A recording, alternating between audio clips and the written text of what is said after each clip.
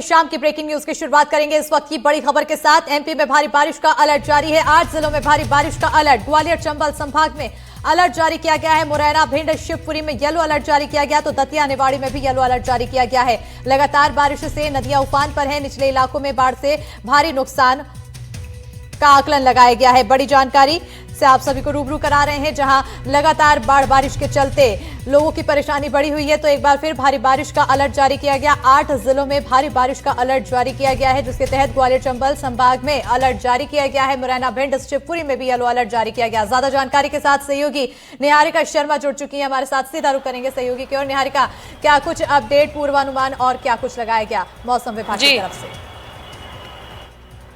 बिल्कुल, देखिए, मध्य प्रदेश में झमाझम बारिश का दौर कुछ दिनों पहले जारी था, लेकिन पिछले 4 से 5 दिनों में मध्य प्रदेश के चुनिंदा ऐसे जिले हैं जहां पर तेज बारिश का दौर देखने को मिल रहा है, लेकिन वो भी समय अनुसार। उनके अलावा बाकी सारे के जिलों में हल्की फुल्की बारिश का दौर जारी है। आज की बात करें तो आज मध्य प्रदेश की राजधानी में बारिश का दौर नहीं रहा। वहीं उज्जैन सहित जबलपुर, इंदौर, खंडवा, खरगोन सहित कई ऐसे जिले थे जहाँ पर 2 से 3 दिनों से बारिश नहीं हो रही है, यानी कि बूंदाबांदी का भी दौर यहाँ पर देखने को नहीं मिल रहा है। हालांकि आने वाले 2 दिनों में ग्वालियर चंबल संभाग में तेज बारिश का दौर देखने को मिल सकता है। ग्वालियर सहित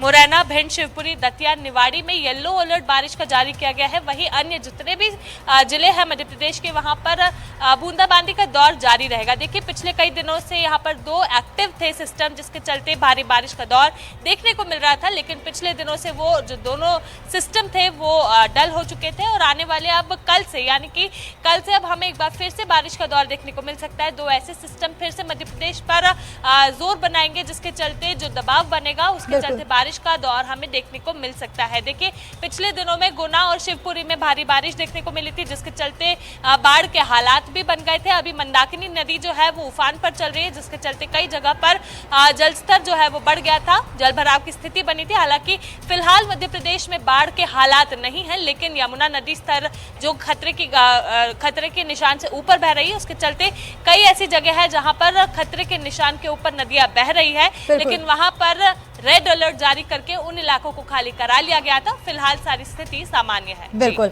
निहारिका बने रहिएगा, आगे भी आपसे खबरों की अपडेट्स लेते रहेंगे। तो फिलहाल अब यहाँ पर स्थिति सामान्य की बात कही जा रही है। अलर्ट फिलहाल जारी किया गया है और अलर्ट को देखते हुए प्रशासन भी तैयारियों में जुटा हुआ है। खबरों में आगे बढ़ेंगे। शिवपुरी से बड़ी खबर है, जहां पंचावली गांव पहुंचे सीएम डॉक्टर मोहन यादव, साथ में केंद्रीय मंत्री ज्योतिरादित्य सिंधिया भी मौजूद। दोनों ने बाढ़ प्रभावित इलाकों का जायजा लिया है। बाढ़ प्रभावित क्षेत्र का हवाई सर्वेक्षण किया गया। कोलारस में बाढ़ के चलते काफी नुकसान हुआ है। बड़ी जानकारी शिवपुरी से दे रहे हैं, जहां पंचावली गांव पहुंचे सीएम डॉक्टर मोहन यादव, साथ में केंद्रीय मंत्री ज्योतिरादित्य सिंधिया भी मौजूद हैं। दोनों ने बाढ़ प्रभावित इलाकों का जायजा लिया है। बताते चले कि लगातार बारिश के चलते कई क्षेत्रों में बाढ़ जैसे हालात हैं। ऐसे में लोगों को काफी परेशानी हो रही है। जो निचले इलाके में लोग रहते हैं उनके लिए भी काफी दिक्कतें, और यहाँ पर दौरा कर समीक्षा की गई। ज्यादा जानकारी के साथ सहयोगी अतुल गौड़ जुड़ चुके हैं। सीधा रुख करेंगे हमारे सहयोगी की ओर। अतुल, कैसे हालात, जब दौरा किया, समीक्षा किया, क्या कुछ आंकलन लगा पाए?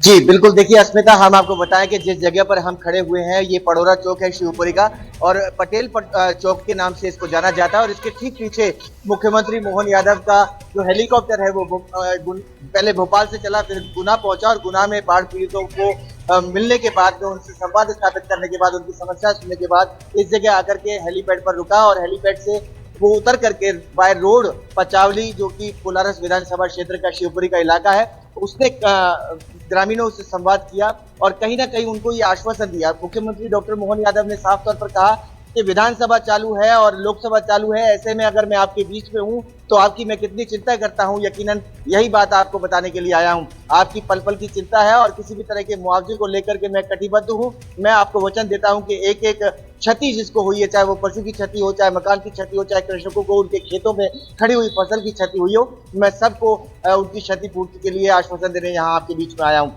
मैं आपको ये भी बताना चाहता हूँ, मुख्यमंत्री ने कहा कि लगातार जब आप बाढ़ के पानी में घिरे हुए थे तो हमारी रातों की नींद हराम थी, और हमने लगातार केंद्र सरकार से समन्वय स्थापित करके आपके इलाके में आपको रेस्क्यू करने के लिए सेना को बुलवाया, और सेना ने 400 लोगों की जिंदगियां बचाई, जो अपने आप में एक बड़ा आंकड़ा है। उन्होंने कहा कि मैं सिंधिया जी के साथ में यहाँ मौजूद हूँ और यकीनन जो मेरी और सिंधिया जी की ट्यूनिंग रही है आपके बाढ़ पीड़ित क्षेत्रों में पहुंचने के लिए, वो बेहतर से बेहतर करने की हम दोनों ने कोशिश की है और लगातार हम राहत कार्यों की समीक्षा कर रहे हैं। उन्होंने इस दौरान अस्मिता हवाई सर्वेक्षण किया। हवाई सर्वेक्षण करते हुए उन्होंने लगातार जो है इलाकों को देखा जहां जहां बाढ़ पीड़ित है। मुख्यमंत्री डॉक्टर मोहन यादव ने साफ तौर पर कहा कि अगर वो उनको बस में होता तो वो यकीनन जो है घर घर पहुंचते और हर घर का जायजा लेते, लेकिन समय की कमी के कारण वो इतना नहीं कर पा रहे।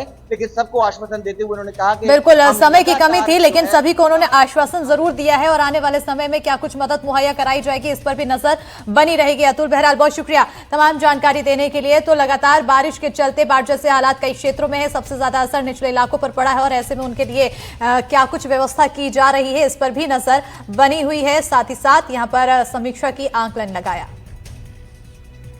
अब देखिए हम दो तस्वीरें दिखा रहे हैं जहां पर हवाई सर्वेक्षण किया गया। सबसे पहले तस्वीरें देखते हुए ऊपर से नजर आए कि आखिर सबसे ज्यादा हालात कहां पर खराब हैं और किस तरह से वहां मदद पहुंचाई जाए लोगों के लिए जो वहां पर लोग रहते हैं, रहवासी रहते हैं, उनके लिए क्या कुछ मदद कराई जाए। तो दूसरी तस्वीर देखिए, बाढ़ में भारी तबाही देखने को मिली है। दो तस्वीर, पहली तस्वीर में जगह जगह बाढ़ के बाद कैसे हालात है, जो मंजर है वो काफी ज्यादा खराब यहां पर पैदा हो चुके हैं। तो वहीं दूसरी तस्वीर जहां सीएम ने हवाई सर्वेक्षण किया है।